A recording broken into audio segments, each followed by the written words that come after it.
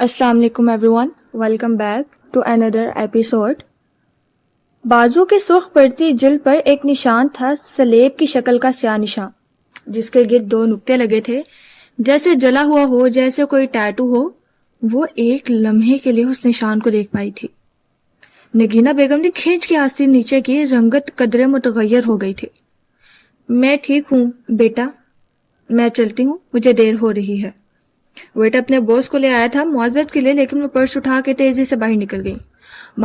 ماہی تحیر سے انہیں جاتے دیکھتی رہی، پھر سر جھٹک کے ویٹر کو بل لانے کے لیے کہا۔ کچھ دیر بعد بل ادا کرتے ہوئے اس کو اچھی طرح سے یاد تھا کہ سرخ والیٹ اس کے پاس تھا۔ گوسپ کے بعد وہ آنٹی چلی گئی۔ ہاں، ان پر کافی گر گئی تھی، لیکن چھوٹی تفصیلات آپ کے لیے اہم نہیں ہیں۔ رودات سناتے ہوئے وہ جل کے بولی، حالانکہ devils is in the detail. Waiter اس کے لیے پانی لا چکا تھا۔ پہلے اس نے تیزی سے چند گھونٹ پھڑے، پھر سلسلہ کلام وہیں سے جڑا۔ میں کافی دیر پھر وہیں بیٹھی رہی، پھر میرے موبائل پہ ظہر کی اذان کا وقت ہوا تو میں سستی سے اٹھی اور واش روم گئی، پھر وضو کیا اور پریئر ایریا میں جا کر نماز پڑھی۔ اس وقت 12:30 ہو رہے تھے شاید۔ نماز کے بعد والیٹ تمہارے پاس تھا؟ وہ سر جھکائے ٹیشو پیپر پہ اوقات نوٹ کرتا جا رہا تھا۔ جی، کیونکہ نماز کے بعد میں زرد بھالو تک واپس آئی، ایک قریبی ریسٹورانٹ سے کھانا کھایا اور پھر ڈیوٹی فری سے چاکلیٹس لی۔ اس نے تمام رسیدیں نکال کے سامنے رکھی، جنہیں وہ عادتاً بیک پیک میں چاکلیٹس کے ساتھ ٹھونستی آئی تھی۔ چاکلیٹس خریدنے کے لیے میں نے بورڈنگ پاس دکھایا تھا، یعنی اس وقت والیٹ میرے پاس تھا۔ وہ رسید اس وقت دیکھتا ٹیشو پہ رقم کر رہا تھا۔ پھر میں پریئر ایریا میں واپس آئی۔ مجھے بہت نیند آ رہی تھی، میں وہیں سو گئی۔ آدھے گھنٹے بعد میں اٹھی تو 2 بج رہے تھے اور میں نے فون نکالنے کے لیے بیک پیک میں ہاتھ ڈالا تو والیٹ میرے پاس نہیں تھا۔ چاکلیٹس تم نے 1:20 پہ خریدی اور والیٹ کی گمشدگی کا تمہیں 2 بجے علم ہوا۔ اس 40 منٹ کی ونڈو میں تمہارا والیٹ کھویا ہے۔ یہی بات میں آدھے گھنٹے پہلے آپ کو بتائی تھی، لیکن آپ نے پوری میتھس استعمال کی جس کا کوئی فائدہ نہیں ہوا۔ چاکلیٹس شاپ سے پریئر ایریا تک 10 منٹ کی واک ہے میڈم۔ اس 10 منٹ میں تم جس جگہ سے گزری ہو، ہم اس جگہ دوبارہ جائیں گے اور تمہارا والیٹ ڈھونڈیں گے۔ اٹھو۔ وہ ایک دم ٹیشو لپیٹتا اٹھ کھڑا ہوا۔ آپ کسی سے کہہ کے کیمرہ فوٹیج نہیں نکلوا سکتے؟ اس نے تھکان سے ماہر کو دیکھا، اس کی کمر مزید درد کرنے لگی تھی۔ فوٹیج نکلوانے تک تمہاری فلائٹ کا وقت ہو جائے گا، پہلے ہم خود ڈھونڈ کے دیکھیں گے۔ عجیب ڈھیٹ آدمی تھا۔ 2 کپ کافی پی کر وہ اب بھی فریش تھا اور وہ تھک چکی تھی۔ وہ اس کا وقت ضائع کر رہا تھا، کم وقت نہ ہو تو۔ اس نے بیک پیک کندھوں پہ پہنا اور اٹھ کھڑی ہوئی، چند قدم چل کے ہی وہ ہانپنے لگی تھی۔ اگر والیٹ نہ ملا تو یہ لوگ مجھے ڈیپورٹ کر دیں گے۔ اتنے مشکل سے کینیڈا کا ویزا آیا تھا، پھر سے نیا پاسپورٹ بنواؤں گی اور نہیں ضائع ہوتا تمہارا ویزا۔ اس سے تیز قدموں سے چل رہا تھا، اس کے ہر قدم کو ٹریس کرتے گئی، لیکن والیٹ کو نہیں ملنا تھا، نہ ملا۔ اب تک ماہی کی سمجھ میں آ گیا تھا کہ یہاں کوئی اثر و رسوخ، کوئی سفارش کام نہیں کرنی تھی۔ اس کے پاس واپس پاکستان جانے کے سوا کوئی آپشن نہیں تھا، اور یہ آپشن شدید شرمندگی کے لیے ہوئے تھے۔ سارے سسرال کو معلوم تھا کہ وہ کینیڈا جا رہی ہے، رشتہ داروں کی ہی نظر لگی ہوگی یقیناً۔ مجھے اپنے شوہر کو کال کرنی ہے۔ وہ بھالو کے قریب بنی ایک چوکی پہ بیٹھ گئی۔ کرو کال۔ ماہی نے فون اس کی طرف بڑھایا۔ ماہی اس کے اب بڑے ہاتھ کو دیکھے گئی، اس نے ہاتھ نہیں بڑھایا۔ ماہی نے موبائل واپس جیب میں ڈال لیا۔ دنیا میں 2 سب سے بڑی قوتیں جو انسان سے کچھ کروا سکتی ہیں، ان میں سے ایک خوف ہے، اور سب سے بدترین خوف انجان شخص کا، انجان شے کا ہوتا ہے، فیئر آف ان نون۔ ماہی نے سر جھکا لیا۔ کیا آپ بتائے کہ وہ عباد کو اتنی لاپرواہ تھی کہ کسی نے اس کا والیٹ چرا لیا اور اسے معلوم ہی نہ ہو سکا؟ تم دنیا میں سب سے زیادہ کس چیز سے ڈرتی ہو؟ وہ دونوں اب ساتھ ساتھ بیٹھے تھے اور ان کے سامنے ایئرپورٹ پہ بہت سے لوگ آ جا رہے تھے، ٹہلتے، بھاگتے، تصویریں لیتے، کافی کے کپ اٹھائے، موبائلز پہ سر جھکائے، سب کی دنیا الگ تھی۔ ایک دفعہ پھر اپنا بچہ کھونے سے اس نے سوچا، لیکن کہا نہیں، بس اسے دیکھے گئی۔ اور دوسری بڑی قوت کیا ہے؟ محبت۔ وہ سامنے دیکھ رہا تھا۔ آپ کو دنیا میں سب سے زیادہ محبت کس سے ہے؟ سگار سے۔ وہ دھیرے سے مسکرا دی۔ اور آپ کا سب سے بڑا خوف؟ ماہر چند لمحے کچھ نہیں کہہ سکا۔ آنکھوں کے سامنے ایک چہرہ لہرایا۔ گول اینک والا بچہ آنکھیں میچ میچ کے رو رہا تھا۔ اس نے تھوک نکلا، میں کسی چیز سے نہیں ڈرتا۔ آواز کپکپائی تھی، کچھ تھا جو اس کے چہرے میں بدلا تھا۔ ماہی نے غور سے آنکھوں کی پتلیاں سکوڑ کے اس کا چہرہ دیکھا. چند لمحے کے لیے وہ اپنا غم بھول گئی. آپ ڈرتے ہیں بلکہ. وہ چونکی. آپ ڈرے ہوئے ہیں. اور اب اسے سمجھ میں آیا تھا کہ اس شخص میں کیا بدلا تھا. خوف. یہ خوف تھا جو اس کی شخصیت میں جمع ہو گیا تھا اور اس نے سب بدل کے رکھ دیا تھا. میں کسی چیز سے نہیں ڈرتا. آواز کپ کپائی تھی. چاہے وہ نظر آئے چاہے نہ نظر آئے. وہ سر جھٹک کے سامنے دیکھنے لگا. نہ نظر آئے. ماہی نے بغور سے دیکھا. ماہی نے جواب نہیں دیا. وہ سامنے دیکھے گیا. تب اسے احساس ہوا کہ وہ زیادہ ہی پرسنل ہو گئی تھی. اسے ایسا کومنٹ نہیں کرنا چاہیے تھا. سوری، میرا مطلب تم نے نہ نظر آنے والی مخلوق پہ یقین رکھتی ہو جیسے اس کی نظر سامنے آتے جاتے لوگوں کے ہجوم پہ جمی تھی، جیسے جنات. ماہی نے چونک کے اسے دیکھا، پھر اس کے کندھے ڈھیلے پڑ گئے. سر اس بات میں ہلا دیا. ہاں، آپ نہیں کرتے. پتا ہے؟ پتا نہیں، لیکن میں ایک ایسی جگہ گیا جہاں انسانوں کے اندر جنات بول رہے تھے. وہ لوگ کرسڈ تھے یا ناٹک کر رہے تھے، میں کچھ سمجھ نہیں سکا. ایسے لوگ کرسڈ ہوتے ہیں نہ اداکار. پھر کیا ہوتے ہیں؟ بیمار. وہ صرف بیمار ہوتے ہیں. وہ جہاں تھا وہیں رہ گیا. اس کی سانس اٹک گئی. وہ بیمار تھا؟ ہونٹ پھڑپھڑائے، آنکھوں کے آگے ایک چہرہ لہرایا. وہ بچی گیلی اینک، آنکھیں میچ کے رونا. وہ خوف زدہ کرنے والا نہیں تھا، وہ تو صرف بیمار تھا. میں نے ایک خواب دیکھا کچھ دن پہلے. چند لمحوں بعد اسے احساس ہوا کہ وہ نڈھال سی بیٹھے لڑکی کچھ کہہ رہی ہے. وہ چونک کے اسے دیکھنے لگا کہ میں کسی سفر پہ ہوں اور راستے میں مجھے ایک عجیب سا سایہ ملتا ہے، جیسے کوئی جادوگر یا شیطان ہو. وہ میرے اوپر پھونک مارتا ہے، اور جب میں واپس پہنچتی ہوں، یعنی اس جگہ جہاں میں جا رہی تھی، تو میں اپنا بچہ کھو دیتی ہوں. پتہ نہیں اس کا کیا مطلب ہے، لیکن برا خواب بتانا نہیں چاہیے. میں نے غلطی سے ماں کو بتا دیا تھا. بورڈنگ کی کال سپیکرز میں سنائی دینے لگی. ماہ بینا کی رہی سہی امید بھی بجھنے لگی. ماہی نے مایوسی سے گھڑی دیکھی. بورڈنگ آدھے گھنٹے بعد بند ہو جائے گی اور میری فلائٹ مس ہو جائے گی. شاید میرا خواب سچا تھا. مجھے کوئی جادوگر تو نہیں ملا، لیکن یوں لگتا ہے گھر واپسی پہ کوئی آفت میری منتظر ہوگی.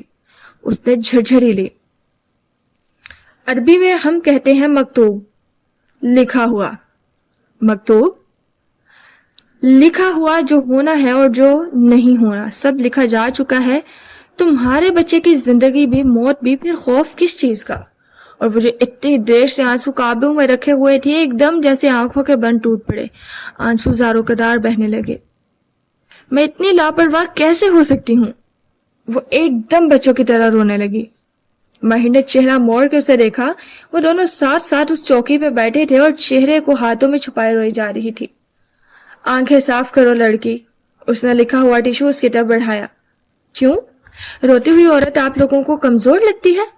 اس نے بھیگا چہرہ اٹھا کے غصے سے اسے دیکھا. اس شخص نے اس کا اتنا وقت ضائع کروایا تھا. کمزور نہیں، صرف بھیانک. اس نے شانے اچکائے.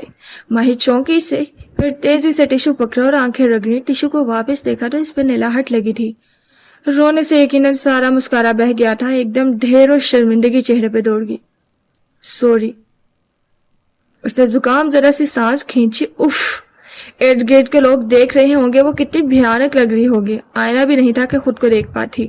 موبائل میں سیلفی کیم سے دیکھ سکتی تھی. وہ کم بخت بھی کھو گیا تھا. تمہارا مسکارا بہہ گیا ہے؟ وہ غور سے اسے دیکھ رہا تھا. ماہی نے برا مان کے اسے دیکھا. اس وقت میری زندگی میں اس سے بڑے مسائل ہیں. تم نے 1 بجے وضو کیا تھا؟ ماہی نے ٹشو واپس لیا اور کاٹ کر کے فہرست پڑھی. وضو سے تمہارا میک اپ دھل گیا ہوگا. پھر دوبارہ میک اپ کب کیا تھا؟ ماہی نے بھیگی آنکھوں میں نہ سمجھی لیے اسے دیکھا. میک اپ نہیں، صرف مسکارا ٹرائی کیا تھا. اس کے ماتھے پہ بل پڑے، لب بھینچ کے. میں نے کہا تھا مجھے اپنے ایک ایک قدم کے بارے میں بتانا. تم نے مسکارا کب ٹرائی کیا؟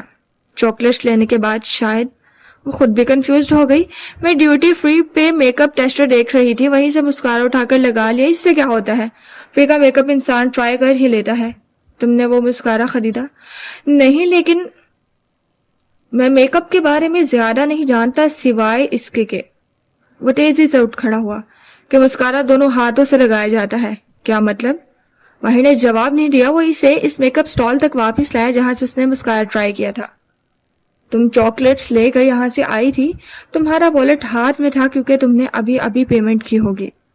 وہ اب میک اپ اسٹال کی طرف رک کے کھڑی تھی اور وہ اس کے پیچھے تھا. تم نے دوسرے ہاتھ سے مسکارے کی ڈبی اٹھائی ہوگی. اس نے اشارہ کیا. ماہی نے ایک مسکارا اٹھایا. لیکن مسکارے کی وانڈ نکالنے کے لیے تمہیں والیٹ والا ہاتھ استعمال کرنا تھا, سو تم نے والیٹ. ماہی نے دائیں ہاتھ والے شیلف پہ ہاتھ رکھا. یہاں رکھا ہوگا شاید. ماہی نے وانڈ باہر نکالی, پھر اپنے ہاتھوں کو دیکھا. ایک میں ڈبی تھی, دوسرے میں مسکارا وانڈ تھی. اس کے دونوں ہاتھ مصروف تھے. او نو, وہ چونکی. وہ شیلف کی چیزیں ٹٹول رہا تھا. ایک سیلز گرل ساتھ آ کھڑی ہوئی, لیکن وہ دونوں اس کی طرف متوجہ نہیں تھے.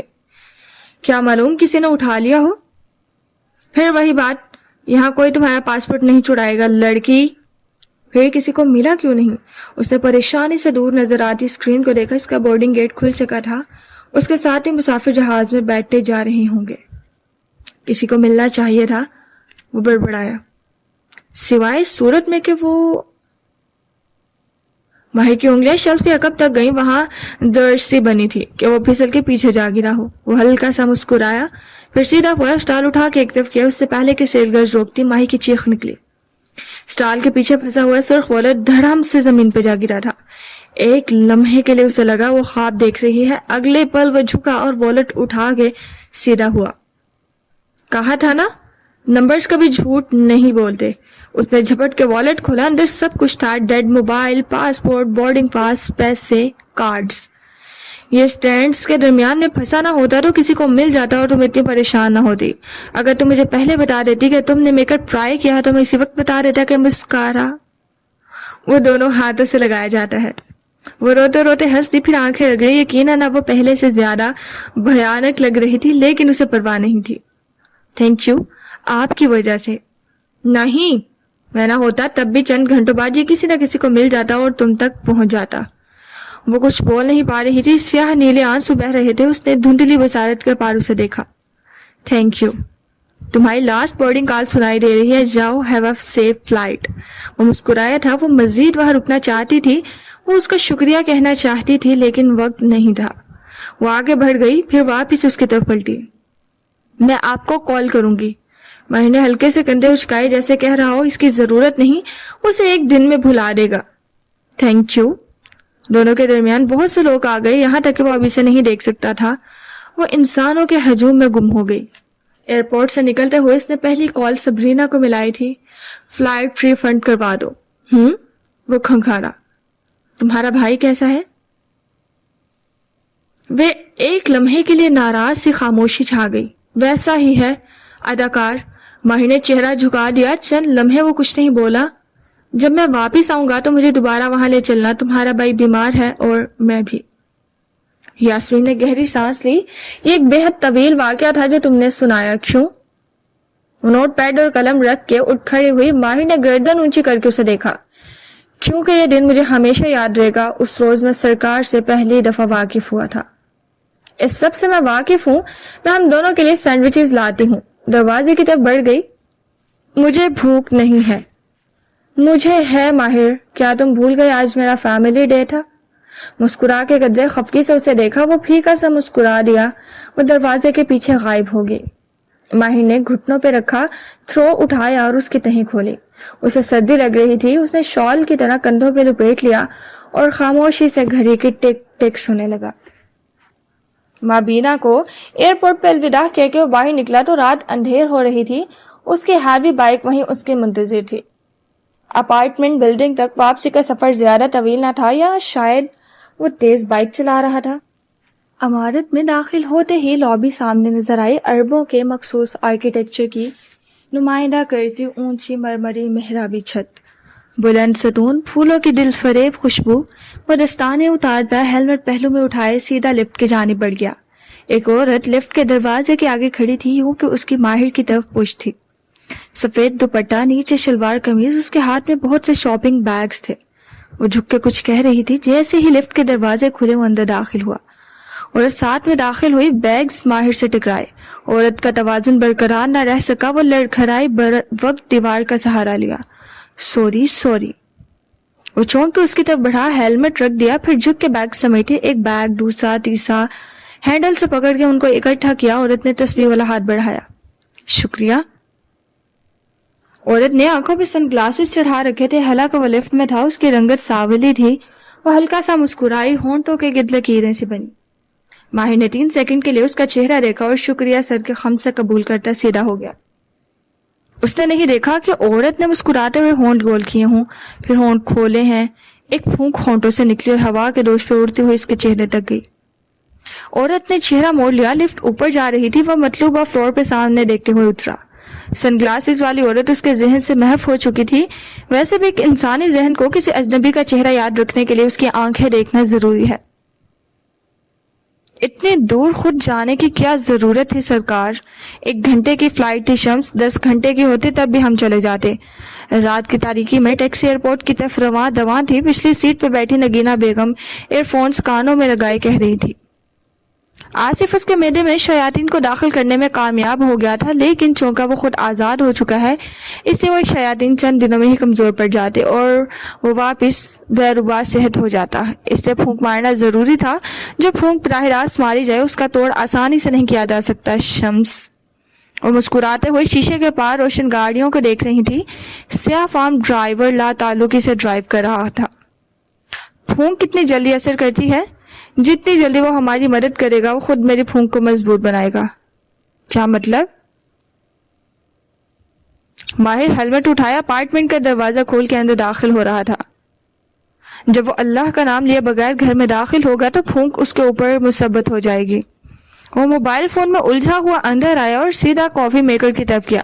اب وہ فریش تھا، اسے بیٹھ کے کچھ کام کر لینا چاہیے، لیکن وہ پھونک اس کے اندر کیسے اترے گی؟ جادوگر کی پھونک اس کے اندر داخل ہونے کا انتظار کرے گی یہاں تک کہ وہ خود اس کو راستہ فراہم کر دے۔ ماہر نے کافی میکر کا بٹن دبایا، بھوری کپ گرم دھار کپ میں گرنے لگی، خوشبودار دھوئیں اٹھنے لگے۔ جب وہ اللہ کا نام لیے بغیر کچھ کھائے یا پیے گا تو شیطان یعنی جن جو اس پھونک میں چھپا ہے اس شے کے ذریعے جسم کے اندر داخل ہو جائے گا۔ اس نے عادتاً بے توجیہی سے کافی کا مگ لبوں سے لگایا، سیاہ مایا اندر اترنے لگا۔ اس کے گھر میں بہت سی چیزیں اس پھونک کو مدد فراہم کریں گی، جیسے موسیقی۔ وہ ورک ٹیبل پہ آن بیٹھا، کانوں میں ایئرپورٹس گھسائے، اپنا پسندیدہ ورک میوزک لگایا اور گرافک ٹیبلٹ سامنے کھول لیا۔ ہر نظر انداز کی گئی اذان کے ساتھ پھونک اندر پختہ ہو جائے گی۔ وہ پوری توجہ سے ٹیبلٹ پہ پین سے لکیریں کھینچ رہا تھا۔ باہر دور کہیں عشاء کی اذان ہو رہی تھی، لیکن وہ اس کی سماعتوں سے بہت دور تھی، اور یوں آہستہ آہستہ پھونک اس کے خون کا حصہ بن جائے گی۔ رات گزر رہی تھی، کافی کے دور چلتے رہے، بالآخر ایک خاکہ سا ٹیبلٹ پہ ابھرنے لگا۔ ماہر فرید نے ہاتھ روک کے اسے دیکھا، اور سب سے پہلے وہ دماغ پہ حملہ کرے گا۔ لاؤنج میں اندھیرا تھا، صرف ٹیبلٹ کی روشنی تھی جو ماہر کے چہرے کو چمکا رہی تھی۔ اس نے کئی گھنٹوں کی محنت سے بنائے خاکے کو ناپسندیدگی اور مایوسی سے دیکھا، پھر ڈیلیٹ کا بٹن دبایا۔ چہرے پہ بے بسی بھرا غصہ تھا، اور پھر وہ اندر چھپے خوف سامنے لائے گی۔ خوف ہمارا سب سے بڑا ہتھیار ہے۔ وہ کتنی ہی دیر خالی صفحے کو دیکھتا رہا، دماغ کام نہیں کر رہا تھا، آئیڈیاز جیسے بند ہو گئے تھے۔ اس نے بے بسی سے ٹیبلٹ بجھا دیا، پھر لیپ ٹاپ اسکرین روشن کی، کیلنڈر دیکھا، appointments, meetings, to do list, ہر جگہ طویل فہرستیں تھیں جنہیں وہ اتنے دن سے نظر انداز کیے ہوئے تھا۔ کتنے ایسے کام تھے جو وہ نہیں کر سکا تھا، بوجھ، سٹریس، پریشر۔ اس نے کن پٹیاں انگلیوں سے دبائیں۔ اسے لگا اسے بخار ہو رہا ہے، اور خوف کے دریا کو پار کرنا آسان نہیں ہوتا۔ شمس نگینہ بیگم ایئرپورٹ کی عمارت کو باہر دیکھ کے مسکرائی تھی۔ وہ ایک کامیاب مشن کے بعد واپس آ رہی تھی۔ وہ مذہبی انسان نہیں ہے، وہ بہت جلد آپ کی پھونک اپنے جسم میں خود داخل کر لے گا، لیکن شمس سوچتے ہوئے پوچھ رہا تھا، لیکن کیا یہ ممکن ہے کہ سب کے باوجود پھونک کام نہ کرے؟ ٹیکسی سے نکلتے ہوئے نگینہ بیگم نے گہری سانس کھینچی۔ ہاں، پھر آسمان کی طرف دیکھا، اگر اللہ چاہے، اور کندھے اچکا کے موبائل کان سے ہٹا لیا۔ پرس کوہنی پہ اٹھائے وہ اب پر اعتماد قدموں سے ایئرپورٹ کی طرف جا رہی تھی۔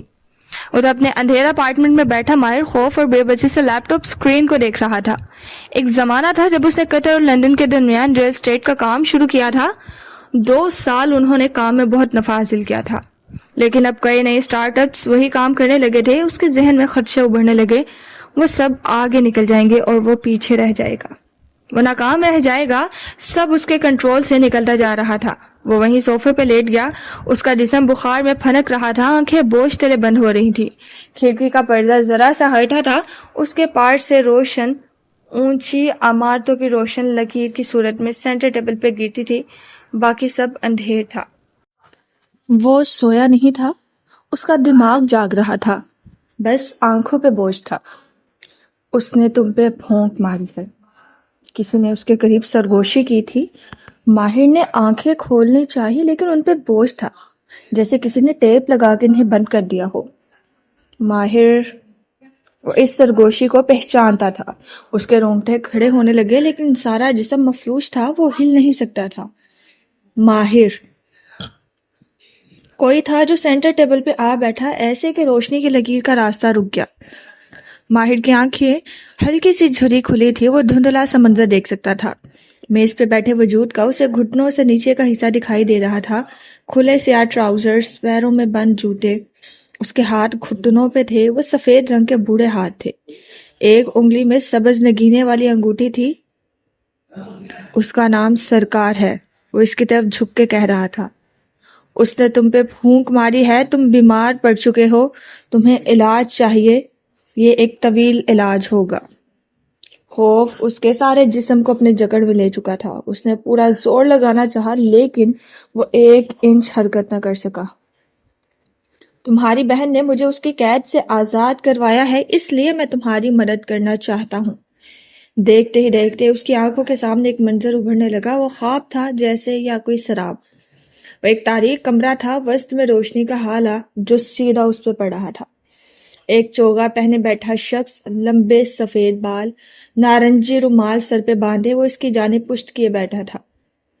یہ سرکار ہے، سرگوشی اسے بتا رہی تھی، جیسے کوئی ہاتھ سے پکڑ کے اسے قدم قدم اس منظر میں آگے چلا رہا ہو۔ وہ دھیرے دھیرے چلتا اس کے قریب آیا۔ زمین پہ بیٹھے شخص کا چہرہ جھکا تھا، دبلا پتلا سا وجود، چہرہ واضح نہ تھا، آستین اوپر چڑھے تھے۔ ایک بازو پہ ماہر کی نگاہ ٹھہر گئی، اس پہ سیاہ رنگ کا سلیب سے ملتا جلتا نشان بنا تھا جس کے گرد نقطے لگے تھے۔ کون ہو تم؟ اس نے خود کو کہتے سنا۔ نارنجی رومال والا جھکا سر دھیرے سے اٹھا، اس کا چہرہ سامنے آیا۔ وہ ایک بوڑھا مرد تھا جس کے سفید داڑھی تھی، اس کی آنکھوں میں سرما لگا تھا۔ ماہر کو دیکھ کے وہ مسکرایا اور واپس سر جھکا لیا۔ اس کے جھریوں ذرا ہاتھ کسی دھاگے کو لپیٹ رہے تھے۔ یہ کون ہے؟ وہ اب ارد گرد اندھیرے میں دیکھتا پوچھ رہا تھا۔ حور جہاں کی بیٹی سے پوچھو، وہ اس کو پہچانتی ہے۔ یہ کون ہے؟ وہ گول گول گھومتا اس سرگوشی کو تلاش کر رہا تھا۔ تم بیمار ہو۔ الفاظ گڈمڈ ہو رہے تھے، منظر دھندلانے لگے۔ ایک دم کوئی فسو سا ٹوٹا، ماہر فرید جھٹکے سے اٹھ بیٹھا۔ لاؤنج اندھیر تھا، اس نے تیزی سے بتیاں آن کی، اس کا تنفس بے ترتیب تھا اور جسم پسینے میں بھیگا۔ وہاں اب کوئی نہیں تھا، جیسے کوئی بھی اٹھ کے گیا تھا۔ اس کی موجودگی کا احساس ہنوز فضا میں قائم تھا۔ وہ کانپ رہا تھا، خوف سے، بے یقینی سے۔ اس نے گھٹنے سینے سے لگا کے ان کے گرد بازو لپیٹ لیے، ہراساں نگاہوں سے دائیں بائیں دیکھا، وہاں کوئی نہیں تھا، لیکن ماہر فرید جانتا تھا کہ زندگی اب پہلے جیسی نہیں رہے گی۔ اس کے معدے کا درد پھر سے اٹھنے لگا تھا۔ موجودہ دن، جدہ، صبح مکہ۔ کیا دیکھا آپ نے؟ اپارٹمنٹ کی خاموشی کو رامین کی آواز نے توڑا تھا۔ وہ دونوں آمنے سامنے کارپٹ پہ بیٹھی تھی، رامین نے اس کے ہاتھ تھام رکھے تھے۔ وہ پریشان نظر آ رہی تھی اور خوفزدہ بھی۔ کہاں سے شروع کروں؟ جب آپ نے ماہر کو حلال کے بارے میں فون کیا، اس سے اگلی صبح کیا ہوا؟ کشمالہ مبین نے گہری سانس لی، دھیرے سے اپنے ہاتھ الگ کیے، ڈھیلا جوڑا کمر پہ گرا تھا اور چند لٹے ویران چہرے کا حالہ کیے ہوئے تھی۔ اس نے بے رحمی سے بال کان کے پیچھے اڑسے اور کہنا شروع کیا، فلیش لائٹس۔ اگلی صبح وہ استنبول کی ایک خوبصورت گلی تھی، سڑک کنارے بہت سے کیفے بنے تھے جن کے چھجوں سے سفید پھولوں کی بیلیں لٹک رہی تھی۔ سفید پھول اور سبز ٹہنیاں، وہاں دوسرا کوئی رنگ نہ تھا۔ گول پتھروں سے بنی گلی میں کشمالہ قدم قدم چلتی آگے بڑھ رہی تھی۔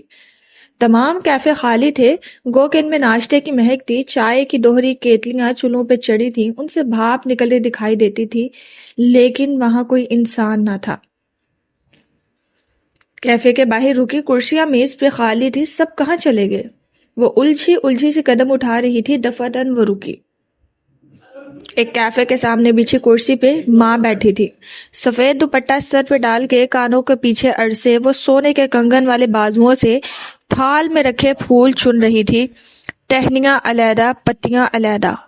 ماں کسی کیفیت میں وہ قریب آئی. انہوں نے سبز آنکھیں اٹھا کے اسے دیکھا، پھر مسکرائیں.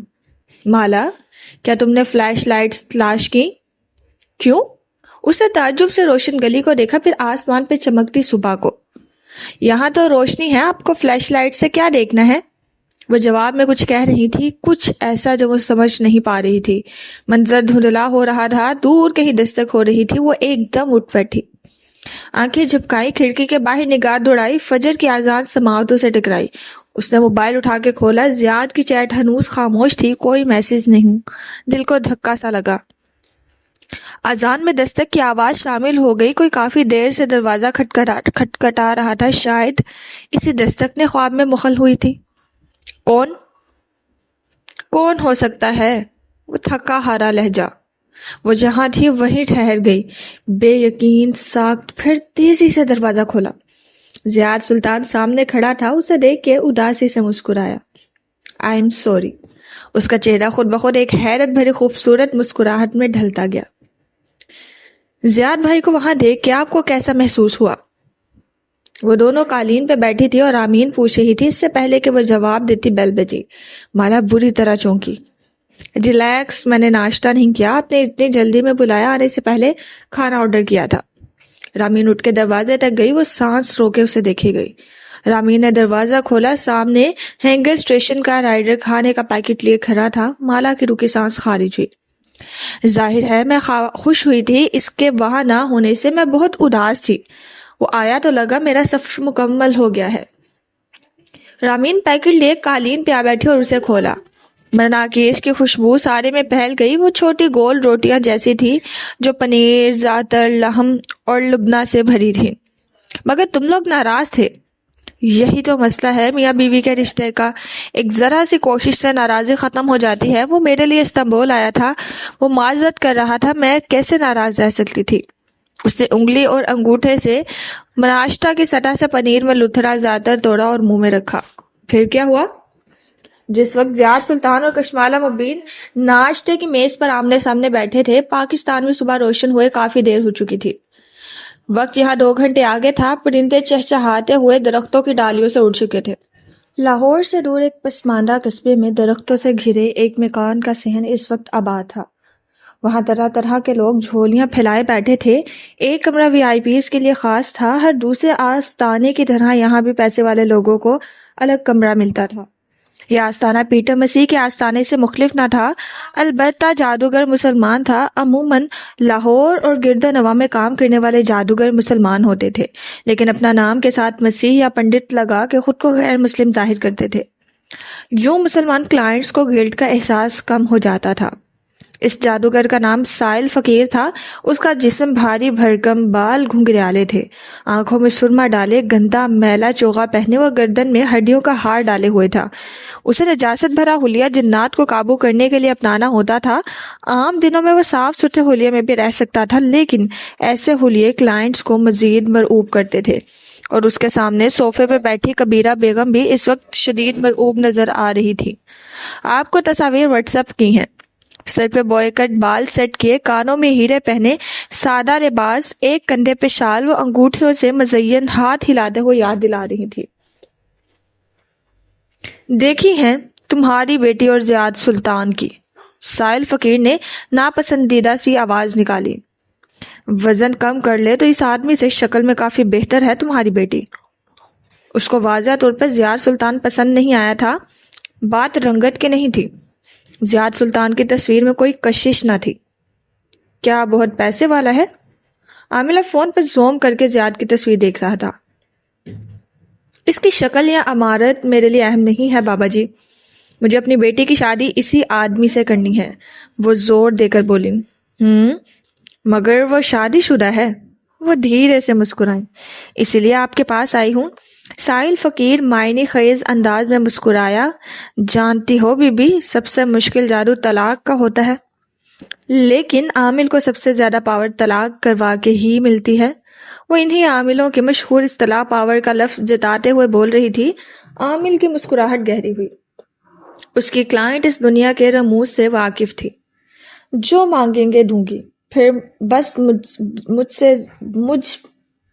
بس زیاد اور کشمالہ کی طلاق کروانی ہے۔ کروا دیں گے۔ وہ مسکرایا، پھر آنکھیں بند کی، زیر لب کچھ پڑھنے لگا۔ اس لڑکی کا کوئی نک نیم بھی ہے شاید؟ چونک کے عامل نے آنکھیں کھولی۔ کبیرہ بیگم مسکرا دی۔ نیا عامل ان کے امتحان میں پاس ہوا تھا۔ صرف ایک اصلی عامل ہی جان سکتا تھا کہ وہ لوگ جن کے نک نیم نہیں ہوتے ہیں ان پہ جادو کرتے وقت ان کے دونوں نام بتانا ضروری ہوتا ہے۔ مالا، اس کا نک نیم مالا ہے، حور جہاں کی بیٹی کشمالہ مبین عرف مالا۔ پھر سنو بی بی، اس نے پین اٹھایا اور ہوا میں کانٹا لگایا۔ مالا اور زیاد کی طلاق ہم نے لکھ دی ہے، ہو جائے گی، بس پیسہ لگے گا۔ ابھی اسی وقت سے شروع کر دیں گے۔ اب وہ زمانے کے جب عمل کو میچور ہونے میں کئی ہفتے لگتے تھے۔ صرف یہ بتاؤ کہ اس وقت وہ دونوں کہاں ہیں؟ ہمارے موکل ان کو فوراً تلاش کر لیں گے۔ اس کے بھائی کی شادی ہے استنبول میں، یقیناً وہی ہوں گے۔ اگر وہاں نہ ہوئے تو جدہ میں ہوں گے۔ سائل فقیر نے آنکھیں بند کر کے زیر لب کچھ کہا، جیسے کسی کو ہدایت دی ہو، پھر چہرہ موڑ کے سوچتی نظروں سے کبیرہ بیگم کو دیکھا۔ تمہاری بیٹی کو اس سے بہتر آدمی مل سکتا ہے، پھر یہی کیوں؟ ہے کوئی وجہ؟ بتا نہیں سکتی۔ وہ ہنوز مسکرا رہی تھی۔ عامل نے شانے اچکا دیے۔ کیف کی عمارت میں معمول کے مطابق کام جاری تھا جب لفٹ کے دروازے کھلے اور عبد المالک فرید اندر آتے دکھائی دیے۔ انہوں نے گہرا نیلا سوٹ پہن رکھا تھا اور سفید بال گیلے کر کے جمائے گئے تھے جیسے سلور ہوں۔ بے تاثر چہرے پہ ہلکے سے تیش کی رمق دکھائی دیتی تھی۔ وہ سیدھا ہال کے دوسرے سرے پہ بنے آفس تک آئے اور بنا دستک کے دروازہ کھولا۔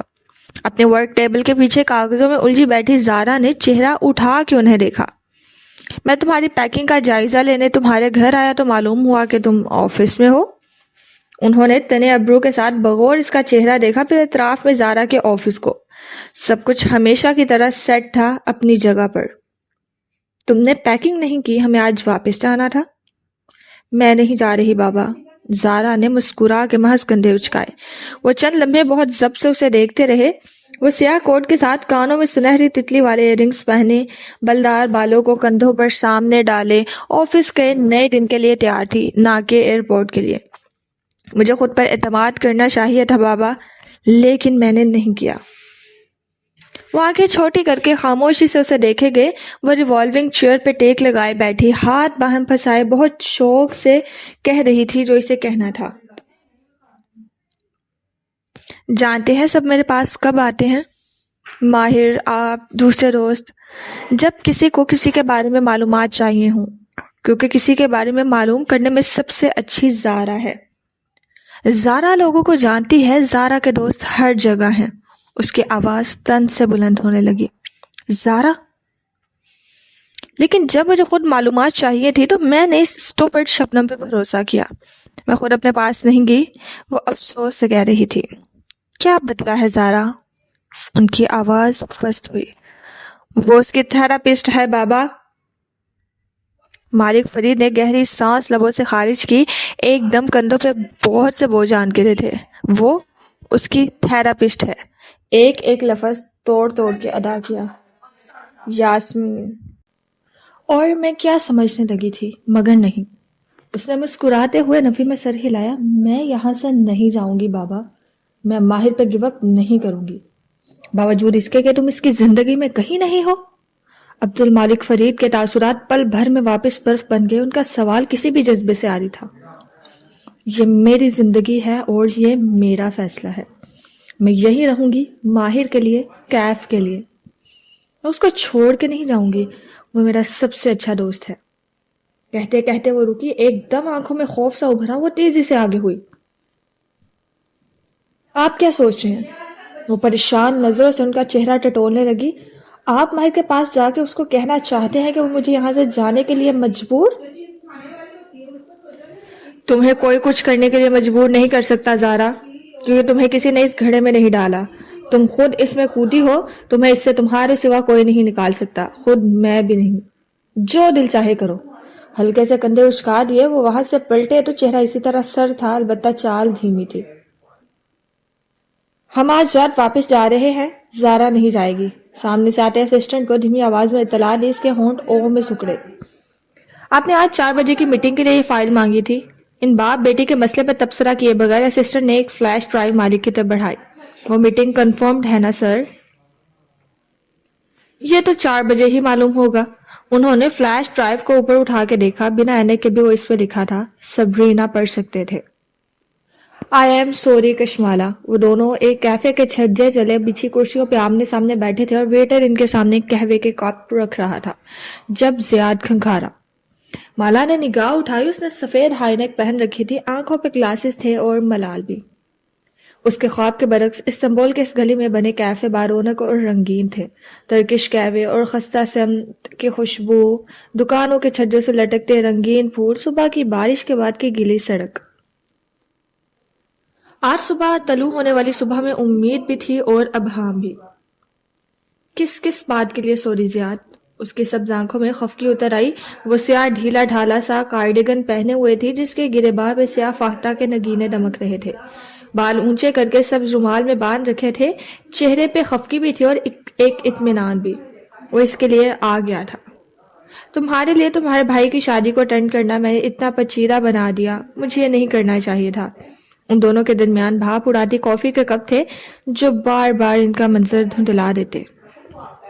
اسی لیے میں یہاں آیا ہوں کیونکہ میں تمہیں مزید ناراض نہیں کر سکتا۔ ویزا مل گیا اتنی جلدی؟ اس کی آنکھوں میں اگلا جذبہ شکایت کا ابھرا۔ زیاد سلطان نے تھوڑی جھکا دی۔ میرے پاس یوکے کا ویزا ہے، ای ویزا اپلائی کرنا مشکل نہیں تھا، لیکن میں اس شادی پہ نہیں آنا چاہتا تھا، اس لیے میں نے یہ بات چھپا لی۔ آپ اس شادی پہ کیوں نہیں آنا چاہتے تھے؟ وہ بھاپ کے پار نظر آتا زیاد سلطان کا چہرہ پڑھنے کی کوشش کر رہی تھی۔ کیونکہ میں ایک اینٹی سوشل انسان ہوں۔ اس نے بے بسی سے مالا کو دیکھا، ایک انٹروورٹ۔ مجھے لوگوں سے گھلنا ملنا پسند نہیں، یہ میری ذات کی کمزوری ہے، اور اسی لیے جب میں نے تم سے شادی کی تو میں مطمئن تھا کیونکہ تم بہت سوشل ہو، تم میری اس کمزوری کو دور کرنے میں میری مدد کرو گی۔ میں ہمیشہ یہی کرتا ہوں، امی مجھے شادیوں پہ جانے کے لیے مجبور کرتی ہے اور میں نہیں جاتا۔ آپ عزا کی شادی پر بھی آئے تھے، ماں کی بیماری کی تشخیص ہونے سے چند دن پہلے جب میں لاہور آئی تھی۔ وہ یاد کر رہی تھی۔ اور اس سے 1.5 سال پہلے آپ سہیل کی شادی پہ بھی آئے تھے، اور یہ وہ ملاقات تھی جو اسے یاد نہیں تھی، جیسے وہ یادداشت سے محو ہو گئی ہو۔ ہاں، گزشتہ 3 سال میں ہمارے خاندان میں 8-10 شادیاں ہوئی ہیں اور میں نے صرف 2 اٹینڈ کی ہیں۔ کہا نا میں اس چیز میں اچھا نہیں ہوں، مگر میں اس عادت کو بدلنا چاہتا ہوں۔ آپ کو یہ تب سوچنا چاہیے تھا جب میں 2 ہفتے تک آپ کی منت کرتی رہی تھی۔ وہ دکھی انداز میں یاد دلا رہی تھی۔ میں خوف زدہ تھا۔ زیاد نے پھر سے چہرہ جھکا دیا۔ کس سے؟ زیاد نے نگاہ اٹھا کر اسے دیکھا تو آنکھوں میں شرمندگی تھی۔ یہی کہ یہاں سب مجھ سے پوچھیں گے کہ میری جاب کیسی جا رہی ہے اور مجھے جھوٹ بولنا پڑے گا۔ جاب؟ اس کا سانس تک رک گیا۔ میں نے تمہیں ایک بات نہیں بتائی۔ اس نے تھوک نگلا جیسے یہ بتانا اس کے لیے کسی بوجھ سے کم نہ تھا۔ میری جاب چلی گئی۔ وہ ساکت بیٹھی اسے دیکھے گئی جیسے معلوم نہ ہوگا کیا رد عمل دینا ہے۔ دراصل میں نے خود ہی نوکری چھوڑ دی ہے، مجھے مکہ کی ایک کمپنی کی طرف سے بہتر جاب کے لیے گرین سگنل مل گیا تھا، اور میرے دوست کی کمپنی تھی۔ میں نے غلط فیصلہ کیا اور لالچ پہ اپنی پرانی جاب چھوڑ دی۔ میں تمہارے لیونگ سٹینڈرڈز کو مینٹین کرنا چاہتا تھا تاکہ میں تمہیں اصلی ہیرے گفٹ کر سکوں، مگر آپ نے کہا تھا کہ آپ کو کمپنی نے ٹرانسفر۔ جھوٹ بولا تھا تاکہ تم مجھ پر غصہ نہ کرو۔ سوچا جب اچھی جاب مل جائے تو سرپرائز دوں گا، لیکن مکہ آ کے اسے افسوس سے سر جھٹکا۔ میرا اس دوست کے ساتھ معاملہ خراب ہو گیا میرے غصے کی وجہ سے۔ اس نے بہت تکلیف سے ماتھے کو چھوا جیسے خود پر غصہ آ رہا ہو۔ اس نے میری بنی بنائی بات خراب کر دی اور میں تب سے بہت سٹریس میں تھا، اسی لیے میں تم سے بھی کھچا رہنے لگا اور ٹریول بھی نہیں کرنا چاہتا تھا، ورنہ میں ٹریول پسند کرتا ہوں، مجھے خود شوق ہے۔ وہ الجھن سے اسے دیکھے گیا۔ کیا وہ کہانی بنا رہا تھا یا وہ جانتا تھا؟ اس کا پاسپورٹ دیکھ چکی تھی، لیکن پاسپورٹ اس نے خود ایسی جگہ رکھا تھا جہاں سے وہ دیکھ سکے۔ چھپانا ہوتا تو چھپا لیتا۔ وہ ان تمام باتوں کا اعتراف کر رہا تھا جو ان دونوں کے درمیان حائل ہو گئی تھی۔ زیاد، میں نے آپ سے کتنی دفعہ کہا تھا کہ مجھ سے سچ اور صاف بات کیا کریں، مجھے نہیں چاہیے لگزریس، مجھے اپنی لگزریس کما سکتی ہوں، مجھے صرف سچا رشتہ، اوتھینٹک تعلق۔ اگر جاب کا پرابلم تھا تو مجھ سے شیئر کرتے، میں آپ کا دکھ بانٹی، میاں بیوی اور کس لیے ہوتے ہیں، لیکن آپ مجھ سے جھوٹ بولتے رہے، ہر صبح یہ کہہ کر گھر سے نکلتے تھے کہ میں کام پہ جا رہا ہوں۔ وہ جھوٹ نہیں تھا، کیونکہ میں مختلف کیفیز جا کے اپنی کتاب لکھتا تھا، میں بہت پریشر میں تھا۔ کہا نا، یہ میری ذات کے مسئلے ہیں۔ وہ اس کی آنکھوں میں دیکھتے ہوئے بہت بے بسی سے کہہ رہا تھا، ہر شادی میں مسئلے ہوتے ہیں، لیکن ہمیں ان کو مل کے حل کرنا ہوتا ہے، ایک دوسرے کو چھوڑ کے نہیں چلے جانا ہوتا۔ مجھے جب یہ احساس ہوا تو فوراً یہاں آ گیا۔ وہ کیف جمال نہیں تھا جو اگر اسے جھوٹ بولتا تو اس سے منہ موڑ لیتی یا اس کو زندگی سے نکال دیتی۔ وہ اس کا شوہر تھا، وہ اس کو منانے اس کے پیچھے آیا تھا۔ وہ کتنے ہی دن سے اس کے ایک میسج کے انتظار میں تھی۔ اس کے کندھے ڈھیلے پڑنے لگے، پیشانی کی لکیریں مٹنے لگی۔ ہمارے درمیان اتنے فاصلے کیسے آ گئے ہیں زیاد؟ کپ اٹھائے پتھروں سے بنی سڑک پہ چلتی قدموں کو دیکھتے ہوئے وہ ملال سے بولی۔ ایسی شادی اس نے تصور نہیں کی تھی۔ اسی پل کچھ عجیب سا ہوا، اچانک جیسے اوپر سے بارش ہوئی، وہ دونوں چونکے۔ نہ جانے کہاں سے چند قطرے زیاد کی سفید سویٹر پہ آن گرے۔ وہ پانی کے قطرے نہیں تھے، وہ خون کے تھے۔ مالا نے بے اختیار گردن اٹھائی، اوپر کچھ بھی نہ تھے سوائے آسمان یا چند سی گلز کے جو یوں ہی استنبول کی گلیوں کا چکر لگا کے سمندر تک چلے جاتے تھے۔ شاید یہ ہے ہمارے درمیان فاصلوں کی وجہ۔ زیاد نے ٹشو اٹھایا اور دھیرے دھیرے وہ قطرے صاف کرنے لگا۔ وہ جیسے شل سی بیٹھی تھی۔ کبھی رات آئی، ذہن کے پس منظر میں ایک الارم سا بجا۔ وہی ہو سکتی ہیں، امی نے مجھے ان کے بارے میں وارن کیا تھا۔ امی بہت نیک خاتون ہیں، ان کو سچے خواب آتے ہیں۔ انہوں نے خواب میں کچھ دیکھا تھا۔ کبیرہ تائی ہماری شادی کی سب سے بڑی مخالف تھی۔ وہ جادو میں بھی مشہور ہیں اور جادو کے بارے میں میں زیادہ نہیں جانتا سوائے اس کے کہ سب سے خطرناک جادو میاں بیوی کو جدا کرنے والا جادو ہوتا ہے۔ کسی میکان کی عمل کے تحت اس نے زیاد کا فکرہ مکمل کیا۔ خود سوچو کشمالا، ہم نے پسند کی شادی کی تھی، پھر ایسے کیا ہوا کہ ہم دونوں ایک دوسرے سے اتنے ناراض رہنے لگے؟ میں تم سے باتیں چھپانے لگا اور تم مجھے چھوڑ کے یہاں آ گئی۔ وہ اب ٹشو بھگو کے اپنے سویٹر صاف کر رہا تھا۔ سرخ دھبے مزید پھیل گئے تھے۔ وہ پلک تک نہیں جھپک سکی، چہرہ سفید پڑنے لگا۔ جادو! اسے اپنی آواز کسی کھائی سے آتی سنائی دی۔ وہ سمجھی تھی یہ چیزیں اس کا پیچھا چھوڑ چکی ہیں، لیکن میوزک باکس کی آواز، ماں کا خواب، وہ سب ویسا ہی تھا۔ ہو سکتا ہے ہمیں ایک دوسرے سے دور کرنے میں اس جادو کا ہاتھ ہو؟ یہ تو میں نے سوچا ہی نہیں تھا۔ اس کا دماغ ایک دم بہت سے حصوں میں بٹ گیا۔ کافی ٹھنڈی ہو رہی تھی لیکن اسے پرواہ نہ تھی۔ جدہ میں گزرے وہ آخری تکلیف دہ دن، کو ورکنگ سپیس کے باتھ روم میں بیٹھ کے رونا، اکیلے پیکنگ کرنا اور زیاد کا کمرے میں نہ آنا۔ وہ تمام شکوک جو زیاد کے لیے اس کے دل میں درائے تھے، زیاد کا خراب موڈ، گھر کا تلخ ہوتا ماحول، کیا معلوم وہ سب جادو ہو؟ ورنہ زیاد تو ایسا نہ تھا، وہ تو خود جاب کے لیے پریشان تھا۔ وہ اسے جان بوجھ کے کچھ نہیں چھپا رہا تھا، وہ صرف اس کو ایک بہتر طرز زندگی فراہم کرنا چاہتا تھا۔ اس نے کیسے اتنی سی بات کو اپنے اس کے درمیان آنے دیا؟ بہت سے مردوں کی جاب چلی جاتی ہے، وہ شرمندگی سے گھر میں نہیں بتاتے۔ بہت سے مرد بیویوں کے خاندان کی شادی اٹینڈ نہیں کرنا چاہتے، یہ روٹین میں ہوتا تھا۔ اس نے اس بات کو اتنا کیسے بڑھا دیا کہ وہ اپنی زندگی زیاد سے الگ کرنے کا سوچنے لگی تھی؟ اس نے ایسا سوچ بھی کیسے لیا؟ آئی ایم سوری زیاد، اس نے خود کو کہتے سنا۔ شاید میرے اوپر بھی جادو اسے کر رہا تھا۔ وہ چھوٹی باتوں کو کسی عدسے سے بڑا بنا کے دکھا رہا تھا۔ وہ ابھی تک بے یقین سی تھی۔ جو ہوا سو ہوا، اب ہم مزید ان چیزوں کو اپنے درمیان نہیں آنے دیں گے۔ اس نے دھیرے سے اس کا ہاتھ تھاما اور بہت وثوق سے اس کو یقین دلایا۔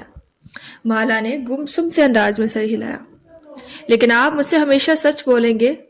ایک وہمہ سا ابھی تک اندر سر اٹھا رہا تھا لیکن اس نے اسے دبا دیا۔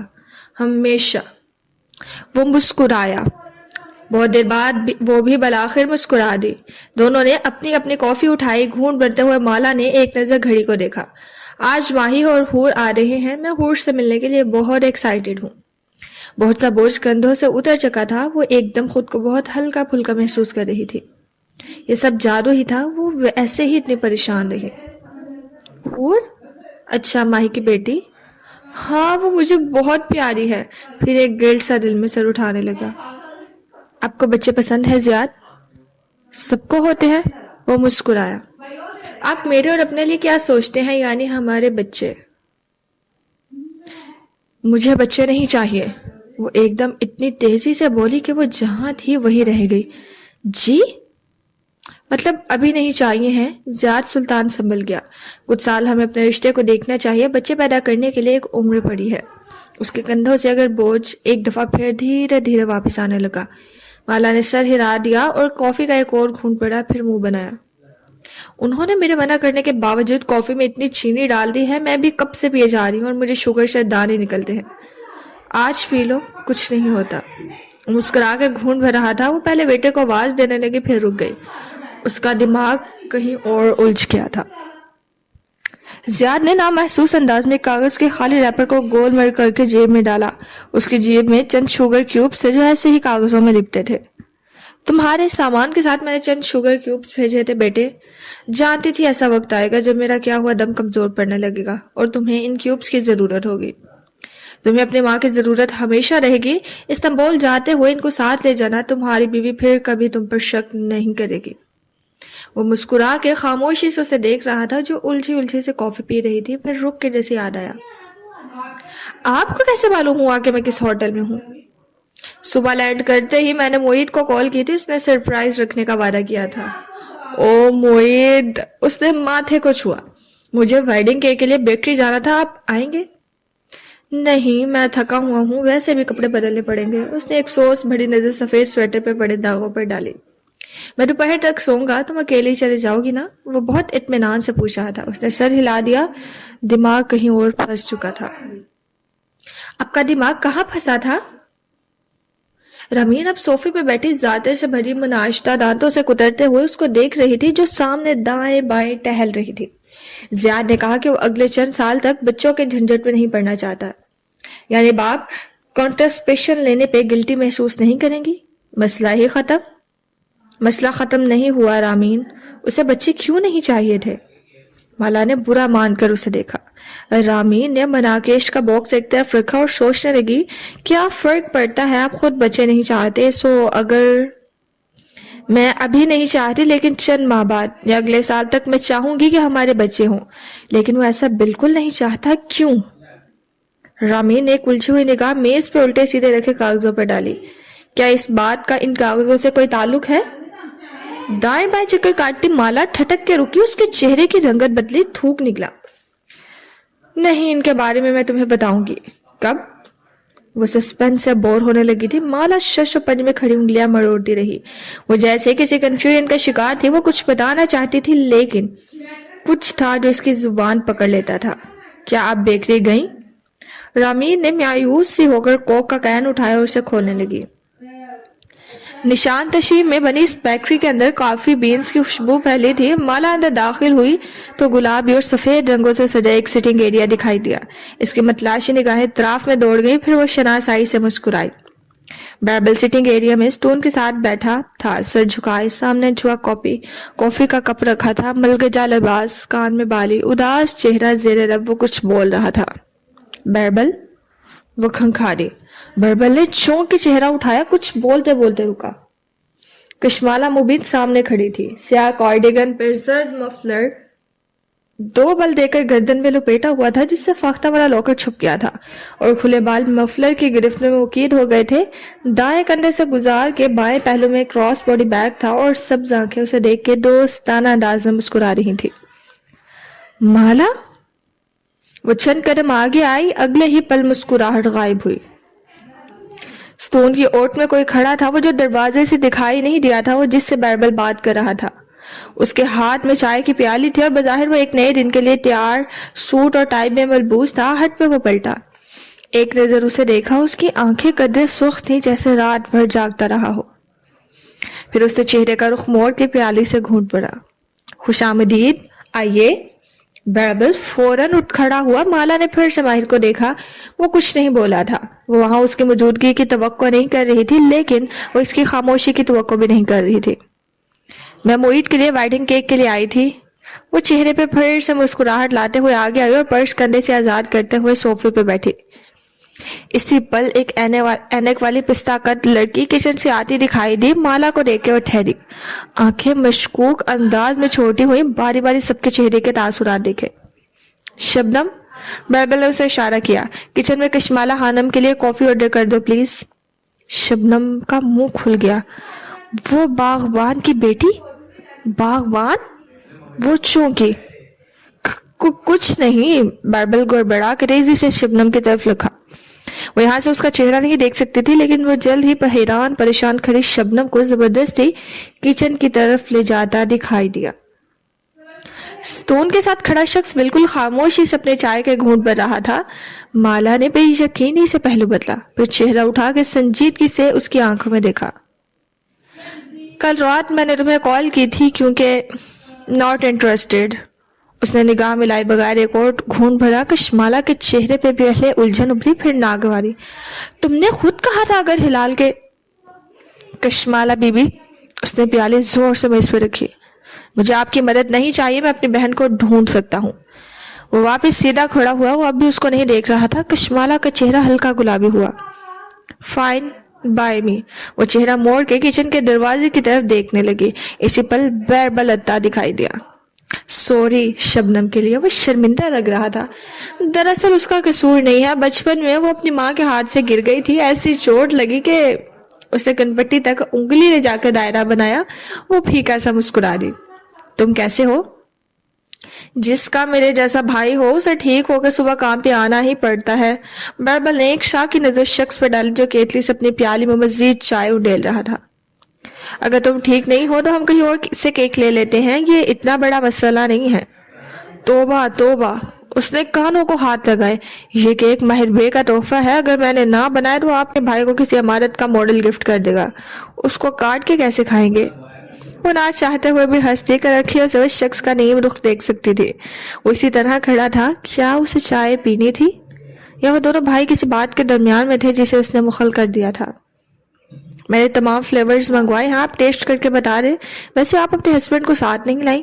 سنا ہے کل رات وہ بھی استنبول پہنچ گئے ہیں۔ جہاں وہ بری طرح چونکی، ماہر فرید نے تیزی سے پیالی نیچی کی اور اسے آنکھوں سے جیسے کوئی اشارہ کیا۔ تمہیں کیسے معلوم؟ موعید سے سنا تھا، اس نے شانے اچکائے۔ وہ ہنوز اس کی طرف نیم رخ کیسے کھڑا تھا۔ موعید سے؟ کچھ تھا جو اسے برا لگا تھا۔ موعید کا زیاد کے بارے میں ان کو بتانا یا بیربل کا کل رات کہنا؟ وہ صبح آیا تھا، پھر اس نے کل رات کیوں کہا؟ وہ پوچھنا چاہتی تھی لیکن ویٹر ٹرے لیے آ گیا، پھر چند پلیٹس میز پہ رکھی، ہر پلیٹ میں ایک کیک سلائس اور ایک چمچ رکھا تھا۔ یہ کیک ٹیسٹنگ تھی جو کیک آرڈر دینے سے قبل ہونا ضروری تھی۔ تمام سلائسز کے رنگ اور شکلیں مختلف تھیں۔ یہ ہمارے سگنیچر فلیورز ہیں، آپ ایک ایک کر کے سب ٹرائی کریں۔ بیربل کا موڈ قدرے بہتر تھا لیکن انداز میں بے دلی اور سستی تھی، جیسے وہ اپنے بھائی کے مجبور کرنے پہ یہاں آیا ہو۔ وہ خاموشی سے کیک سلائسز کو دیکھے گئی۔ اس نے کل رات کیوں کہا؟ ویٹر سامنے سے ہٹا تو مالا نے چہرہ اس کی طرف اٹھایا۔ تم نے؟ شبنم، ہم آفس جا رہے ہیں واپس۔ ماہر نے بلند آواز میں اپنی سیکرٹری کو پکارا۔ سوال کشمالا مبین کے حلق میں دم توڑ گیا۔ بیربل نے اسے گھورا لیکن وہ ان کی طرف دیکھ ہی نہیں رہا تھا۔ شبنم فوراً ہی کچن سے نکل کے آئی۔ شور ماہر پہ، وہ خواہ ہی مسکرائے جا رہی تھی۔ ماہر نے جھک کے پیالی رکھی اور اسی لمحے مالا نے سر جھکا کے چمچ سے کیک کا ٹکڑا توڑا۔ کچھ تھا جو نگاہوں میں چمکا تھا۔ وہ چونک کے سیدھا ہوا، نظر اس کے کارڈیگن پر ٹھہر گئی۔ یہ لوکٹ؟ وہ بنا پلک جھپکائے مفلر میں الجھی سیاہ فاختہ کو دیکھ رہا تھا۔ یہ تمہارے پاس کیسے آیا؟ میں بتانے میں انٹرسٹڈ نہیں ہوں۔ وہ ایک سلائس چک رہی تھی، اس کی طرف دیکھا تک نہیں۔ وہ ہنوز بے یقینی اور الجھن سے اس لاکٹ کو دیکھ رہا تھا جب شبنم کہنکاری، ماہر بے، دروازہ اس طرف ہے۔ مسکرا کے دروازے کی جانب اشارہ کیا۔ ماہر نے بس ایک گھورتی ہوئی نظر اس پہ ڈالی اور آگے بڑھ گیا، اور اس معنی خیز مسکراہٹ کے ساتھ اس کے پیچھے لپکی۔ بیربل نے افسوس سے اسے جاتے دیکھا۔ میں اپنے بھائی کی طرف سے معذرت خواہ ہوں، اس کے جسم سے انسانی روح نکلے برسوں بیت چکے۔ کھانا پینا تو صرف دکھاوا ہے، اصل میں چارجنگ سے چلتا ہے۔ وہ نہ چاہتے ہوئے بھی مسکرا دی۔ ایسے پیس نایاب ہوتے ہیں لیکن ماشاءاللہ ہمارے خاندان میں ایسے 2 ہیں۔ انگلیوں کی وکٹری بنا کے دکھائی۔ یہ لوکٹ میری ماں کا تھا، یقیناً آپ کو دوسرے روبوٹ نے دیا ہوگا، وہ عام سے انداز میں پوچھ رہا تھا۔ تمہیں یقیناً برا لگا ہوگا کہ تمہاری ماں کی چیز کسی اور کو دے دی گئی ہو۔ اس کا دل یوں ہی برا ہوا۔ مجھ غریب کی ساری پراپرٹی اٹھا کے کسی اور کو دے دی گئی ہے، میں کس چیز کا غم مناؤں؟ وہ ہنس دیا تو وہ بھی مسکرا دی، پھر ایک نظر دروازے کو دیکھا جہاں سے وہ گیا تھا۔ کل آفس میں جو شخص اس سے ملا تھا، جو اس کو کار میں ڈراپ کروانے کی پیشکش کر رہا تھا، وہ کوئی اور تھا. کچھ بدل گیا تھا اس میں. اس نے اپنی انا، اپنے اور کیف کے تمام مسئلے پر سے پشت ڈال کے اسے حلال کے لیے فون کال کی تھی. اسے لگا تھا وہ مزید جاننا چاہے گا، وہ کس کے پاس بتانے کو کچھ نہیں تھا، یا شاید وہ شکر گزار ہوگا. لیکن یہاں وہ جیسے اسے احتراز برت رہا تھا. کیک؟ بیبل نے یاد دلایا. ویڈنگ کیک کے 3 ٹائرز ہوں گے. سب سے نچلے ٹائر کو سب سے بھاری ہونا چاہیے، جیسا کہ ریڈ ویلوٹ. ایک پلیٹ اس کی طرف کھسکائی. بیبل کے الفاظ منہ میں رہ گئے. وہ سنجیدگی سے کہہ رہی تھی، لیکن اس میں مجھے کریم چیز فلنگ چاہیے. دوسرا ٹائر. اس نے چمچ سے ایک دوسری پلیٹ پر دستک دی. چاکلیٹ فج کیک کا ہونا چاہیے. اس میں بیلجین چاکلیٹ گینچی ہوگی. پھر ایک پلیٹ اٹھا کے درمیان میں رکھی. اور سب سے ہلکا کیک یعنی کوکونٹ کیک ٹاپ ٹیئر ہوگا. تم اس کو لیمن کرڈ فلنگ کے ساتھ بنا سکتے ہو. Of course. وہ کھلے دل سے مسکرایا. آپ کو کیکس پسند ہیں؟ اس نے جواب نہیں دیا، بس مسکرا کے طرف میں دیکھا.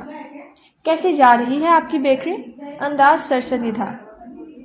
بہت کامیاب، اسی لیے ایک بھی گاہک نہیں ہے. اس نے غور سے بیبل کو دیکھا. پھر آپ یہاں بیٹھی ہیں؟ وہ ڈھٹائی سے مسکرایا تو وہ ہنس دی. امید ہے کیک اچھا ہوگا. وہ پرس اٹھاتے ہوئے اٹھ کھڑی ہوئی. وہ بھی ساتھ ہی کھڑا ہوا. ہمارے کیک جیسا ذائقہ فلیش لائٹ لے کر ڈھونڈنے سے بھی نہیں ملے گا. اس کی مسکراہٹ غائب ہوئی. Flashlight? وہ جہاں تھی وہیں ٹھہر گئی. محاورہ بول رہا ہوں. جیسے بیبل نے ناخن کھجائے. جیسے لیمپ لے کر کچھ ڈھونڈنا. علامتی طور پر علامت. فلیش لائٹ ایک علامت ہے. وہ جیسے خود سے بولی. لیکن کس چیز کی؟ کیا مطلب؟ وہ حیران ہوا، لیکن وہ کچھ کہے بنا تیزی سے باہر کی طرف بڑھ گئی. وہ اچنبھے سے اسے جاتے دیکھتے رہا. پھر افسوس سے بڑبڑایا، شاید یہ بھی بچپن میں گری ہو. بیبل کی بیکری سے نکل کے وہ اسٹریٹ میں یوں ہی چلتی رہی. ذہن کسی دوسرے نقطے پہ الجھا تھا. اطراف میں چلتے سیاہ کیفیز، شاپس، کچھ بھی اس کے لیے پرکشش نہیں تھا.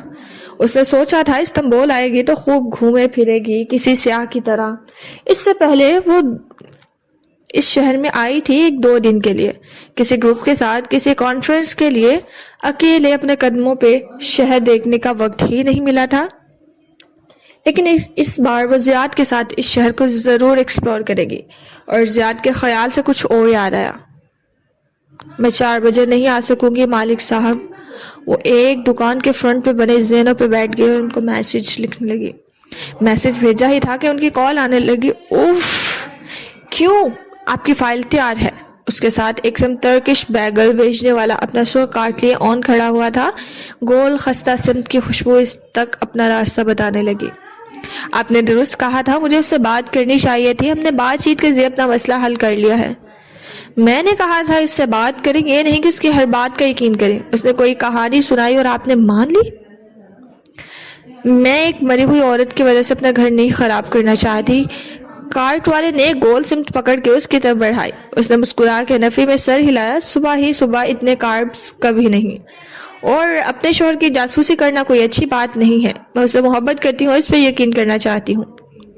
یہ محبت ہے نہ یقین، یہ خوف ہے. مالک فرید اس وقت کیف کے آفس کی بالکنی میں بیٹھے تھے. یہاں سے ان کو زارا کے آفس کی کھڑکی دکھائی دے رہی تھی. وہ کرسی پہ براجمان کھٹا کھٹ کچھ ٹائپ کر رہی تھی. چہرہ مطمئن تھا. جانتی ہیں لوگ مجھے ناپسند کیوں کرتے ہیں؟ کیونکہ میں ناپسندیدہ سچ بولنے کا عادی ہوں. یہ خوف ہے. کشمالا وہ زارا کو دیکھ رہے تھے اور اب ریسیور اٹھائے مسکرا کے کسی بات سے کر رہی تھی. کس چیز کا خوف؟ جب عمر کا 30واں سال قریب آتا ہے اور آنکھوں کے گرد جھریاں آنے لگتی ہیں تو ہر عورت کی طرح آپ بھی خوف کا شکار ہو رہی ہیں. اکیلے رہ جانے کے خوف کا. ہوٹل کی لابی میں ماہی کے بیگز اور اسٹرالر کھڑا تھا. وہ مالا سے گلے مل رہی تھی اور معید مسکرا کے انہیں دیکھ رہا تھا. زیاد بھی ساتھ کھڑا تھا اور اس کے ہونٹوں پہ بھی مسکراہٹ تھی. وہ ایک نارمل فیملی لگ رہی تھی. اس نے آپ کو ایک کہانی سنائی اور آپ نے یقین کر لیا؟ نہیں، آپ کو معلوم ہے کہ وہ جھوٹ بول رہا ہے، مگر آپ کو ایک بہانہ چاہیے تھا اس کو معاف کرنے کا، کیونکہ تنہا رہ جانے کا خوف جان لیوا ہوتا ہے. منظر بدل چکا تھا. اسی لابی میں اب مالا اور ماہی صوفے پہ منتظر سی بیٹھی تھی.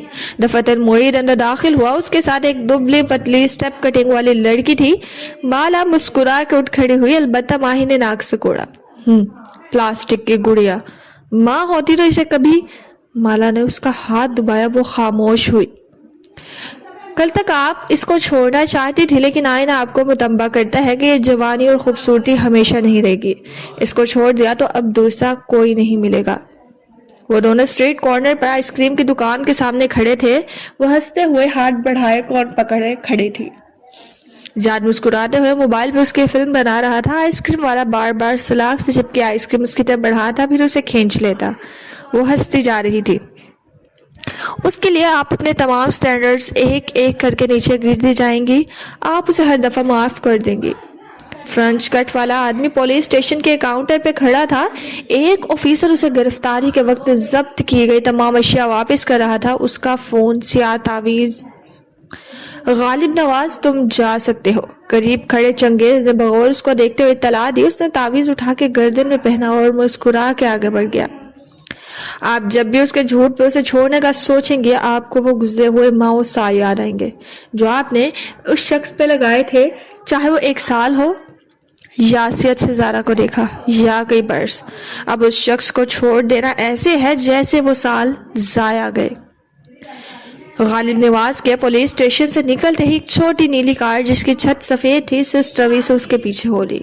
इसमें ड्राइविंग सीट पे एक भारी भरकम पुलिस ऑफिसर था जिसके एक हाथ में सैंडविच था। वो बार बार ड्राइव करते हुए सैंडविच का एक लुकमा दांतों से तोड़ता। उसको छोड़ देना ऐसा है जैसे इतना अरसा उस शख्स में की गई जज्बाती इन्वेस्टमेंट गलत थी, जैसी आप गलत थी, और अगर ये मान ले कि आप गलत थी तो खुद का सामना करते हुए खौफ आएगा। एक कई केनाल के खाली प्लॉट के सामने इस वक्त बहुत से लोग खड़े थे। कैमरा क्रू, वर्कर्स, सफेद हेलमेट पहने बहुत से अफराद। एक तरफ एक बड़े स्टैंड पे फ्लैक्स लगा था जिस पे एक सुर्ख इमारत का मॉडल छपा था। सामने माहिर खड़ा था, सफेद इंजीनियर हेलमेट पहने। वो मुस्कुरा के कदाल के जरिए जमीन पर जद लगा रहा था। ग्राउंड ब्रेकिंग तकरीब में आए अफराद ने बेख्तियार तालियां बजाई। मुबारक सलाम की आवाजें गूंजी। तालियां बजाने वालों में ज़ारा भी थी। और खौफ एक ऐसा हमा है जो बार बार चलता है लेकिन हर दफा अपनी राख से उठ खड़ा होता है। मोहित, जियाद और माही बफे टेबल से खाना डालने गए थे जब माला ने मोहित के करीब झुक के पूछा, तुमने जियाद के आने के बारे में माहिर को बताया था? नहीं, मैं क्यों बताऊंगा? वो हैरान हुआ। वो खामोश हो गई। ये यही खत्म नहीं होगा, इसका आखिरी झूठ नहीं होगा ना, ये आखिरी दफा होगा जब आप उसका सच जानने की कोशिश करेंगे, लेकिन अंजाम हर दफा यही होगा। आपने चेंज नहीं किया। हम वॉक पे जा रहे थे, वो बाथरूम से निकली तो इसे खिड़की के सोफे पे बैठे लैपटॉप में मसरूफ देकर ठटक गई। ज्यादा चेहरा उठा के बेचारगी से देखा। सॉरी, मैं आज शाम लिखना चाहता हूँ, बहुत मुश्किल से जहन बन रहा है, तुम खुद चले जाओ या माही को साथ ले जाओ। वापिस स्क्रीन की तरफ मुतवज्जा हो गया। उसका चेहरा बुझ सा गया। अब वो झुके कंधे और उदास चेहरे के साथ बाहर स्ट्रीट में चल रही थी। हर शय में रौनक थी। मैं समझा था आप मुख्तलिफ है, ज्यादा बहादुर, कम अक्लमंद, लेकिन आपके खौफ भी दूसरी लड़कियों जैसे हैं। वो ज़ारा को देख के कह रहे थे, आप अकेले रह जाने से खौफजदा है। क्या मैं गलत इंतखाब कर रही हूँ? वो सिमट के सुर कॉर्ड के साथ बैठी फोन कान से लगाए उदासी से पूछ रही थी। जिंदगी में हर इंतखाब गलत या दुरुस्त नहीं होता, लेकिन नतीजा हर इंतखाब का होता है, सजा या जजा। इस नतीजे के साथ आपको तमाम उम्र रहना होगा। आपको जब भी सबरीना की फाइल चाहिए होगी, मैं एक फोन कॉल के फासले पर हूँगा।